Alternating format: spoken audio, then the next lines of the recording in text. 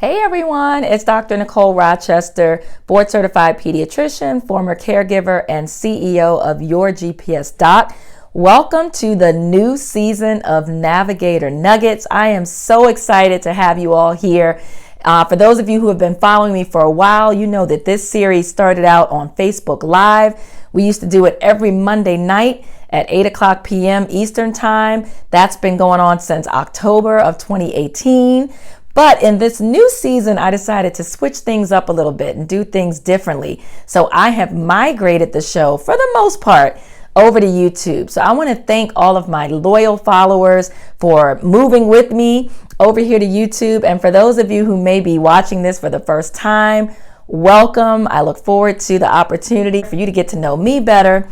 So in Navigator Nuggets, my goal is to bring you useful, practical information that will help you and your family members effectively navigate the healthcare system. That is really the mission of my company, Your GPS Doc. So you can count on these videos to do just that. We're going to make them a little bit shorter. For those of you who may have been following me from the Facebook Live days, we're going to make these shorter because I want you to be able to hop in, get the information you need, and then hop out. I know that you all are busy, so we're going to make this more digestible in smaller chunks, okay? So this first episode in our new season is going to be about observation status, and we're going to break this up into two parts, okay? So this is part one. What is observation status? Let me know in the comments if you've had any experience with observation, if you have heard that term before. Some of you may have heard it, and some of you may be like, what in the world are you talking about, Dr. Rochester? So let's go ahead and hop right in.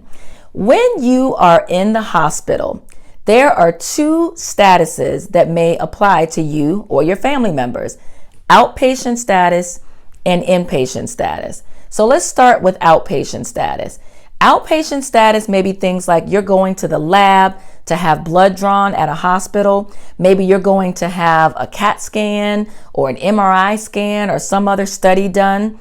Maybe you're going to see a doctor whose office is located in the hospital. Or maybe you're going to the emergency room. All of those services that I just mentioned are considered outpatient services. Now, inpatient is when you have formally been admitted to the hospital.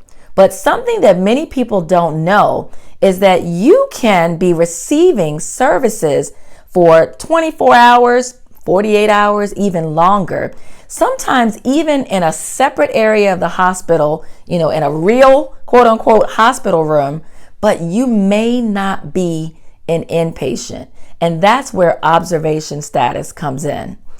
Observation status was first created to kind of serve as a holding pattern for those patients who maybe weren't quite sick enough to be formally admitted to the hospital, but also weren't quite well enough to be able to go home. So let me just give you an example. Let's say that you go to the emergency room, and let's say that you are vomiting and having a little bit of diarrhea, and maybe you're dehydrated. And so, they evaluate you, they probably do some blood work, maybe an x-ray, and you just can't stop vomiting, your stomach is hurting. So they put an IV in, and they give you some IV fluids. They probably give you some medicine to try to control your nausea. They'll let you rest for a little while, then they'll come back in an hour or two and try to get you to sip on some water or some juice, and then you throw it all back up again.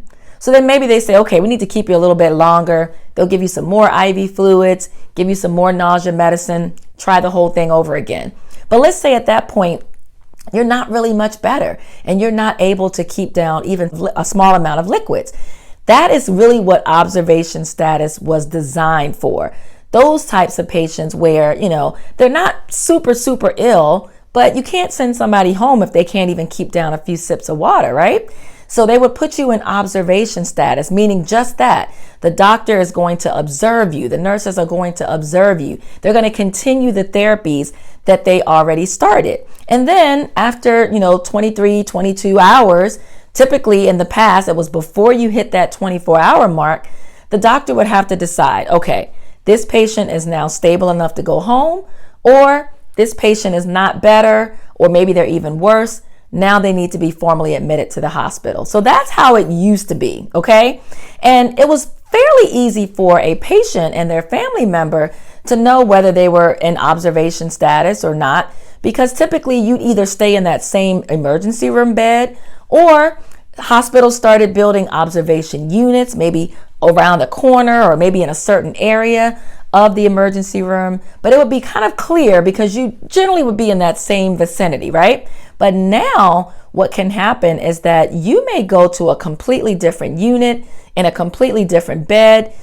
You can be in a formal, hospital room with a roommate or even by yourself, and yet you can still be in observation status. The other change is that it's no longer limited to a 23-hour period. So you could be in observation status for 1 day, 2 days. Do you all know I've even seen patients 5 days, 6 days, even 7 days still in observation status. Now that probably sounds crazy to you, right?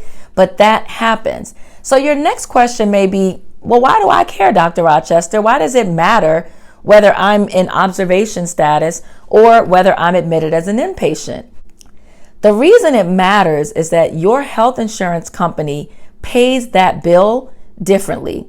They will reimburse differently for services that were provided as an outpatient or an observation status than they will for inpatient. And guess who gets caught up in the middle of that?